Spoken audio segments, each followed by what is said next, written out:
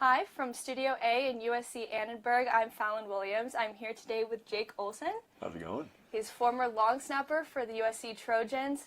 So Jake, I know that you were born with a rare form of retina cancer that caused you to lose your sight at an early age. Could you tell us about what it was like growing up with that challenge? Yeah, so I was born with retinoblastoma, and it's a aggressive form of cancer in the retina, like you mentioned. When the doctors found it, I was 8 months old, and it had grown to the point in my left eye where they couldn't even really treat it, and they had to remove my left eye to prevent it from spreading. In my right eye, though, it wasn't as bad, and so we actually were able to treat the cancer, which we did, and it did cure the cancer in my right eye. And then pretty much from about a year old to 12 years old, that cancer came back 8 times. And so my childhood was definitely a cycle of going to the hospital, getting checkups, cancer being back, okay, going through the treatment, it going away, a year later, going through the same thing again. To the point then that when I was 12 years old, back in 2009, the cancer returned for the last time. Unfortunately, this time the doctors told me that we'd exhausted all treatment options, and really the only thing left to save my life was the removal of my eye, like when I was a baby. Unfortunately, this time, though, it was my right eye, my only eye, meaning I have to go completely blind, which obviously was devastating news. So I know you grew up, you and your family, a big fan of the Trojans. You got to meet Pete Carroll and the team when you were 12. What was it like getting to have that experience with the team that you've loved growing up? I mean, it was magical. I mean, the grace that Coach Carroll in the USC family extended, both my family and me, was just it really was just remarkable and magical, as I mentioned. I mean, it was a hard time, as you can imagine, for my family and me, going through the reality of losing my eyesight after 12 years of battling that cancer. So to be invited by Coach Carroll up to a practice, which became much more than a practice, I mean, it was became literally being part of that team and having those players become my older brothers, and having Coach Carroll be a mentor and a hero to me, and it was so special, and they became family, and just to be here and within the USC walls, within the practice and the facilities really was kind of almost like a hedge of protection against the reality that I was going through on the outside, which was obviously losing my eyesight. So it was just such an awesome experience.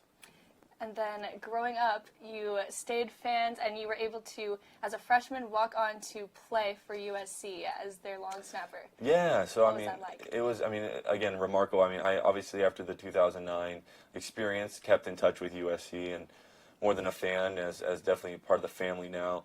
As I went into high school, kept in touch with the different coaches that were coming in and out of USC, but eventually when I was a senior, after playing a couple of years of high school football, Coach Sarkisian invited me up to practice and just pretty much said, hey, are you planning on coming here? And I said, yes. And he said, if you get in, there should be no reason why you couldn't snap for us on the football team. And that put that idea in my mind that I could actually come to USC and play on the team, which was something that once it was in my mind, it wasn't getting out of my mind. And was absolutely stoked once I got in. And you mentioned actually at the recruitment dinner that I was going to come on the team. There'd be a day where I'd be able to snap, and obviously that was just a really, really cool opportunity I wanted to capture, and walked on and eventually did capture that opportunity. So that day did come. That was your junior year that you were able to throw your first long snap. Yeah. What did that mean to you to be able to do that amongst your teammates? I mean, it was very cool in multiple senses. I mean, obviously I worked hard to get to that point, so it was definitely hard work paying off, which is always a great feeling. Being with my teammates, those who've helped me, especially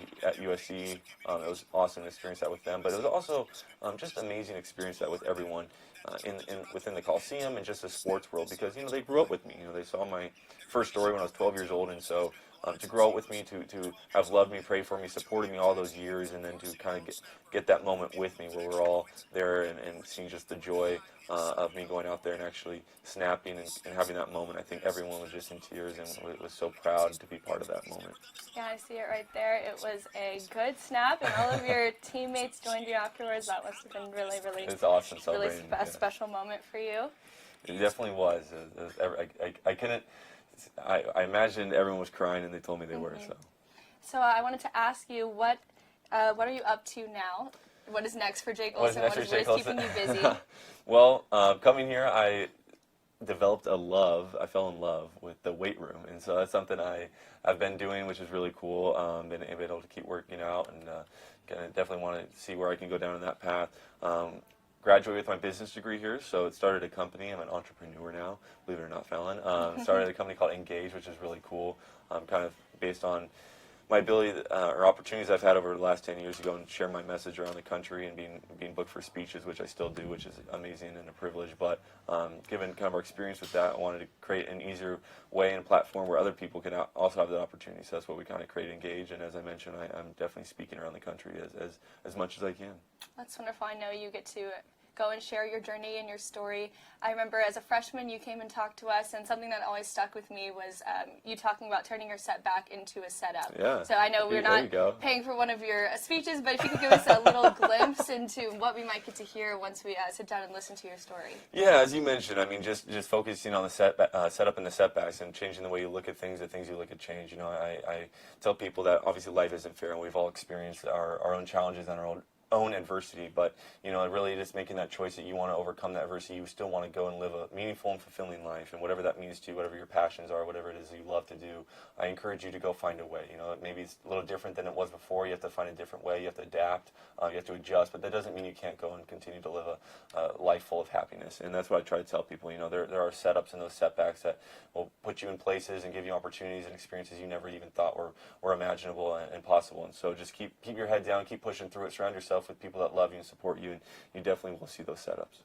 Well, you're truly an inspiration to me, and I know you are to a lot of other people as well. So thank you again for being here with us today. Of course, my pleasure. Fight on. All right, guys, from Studio A at USC, I'm Fallon Williams. Bye-bye.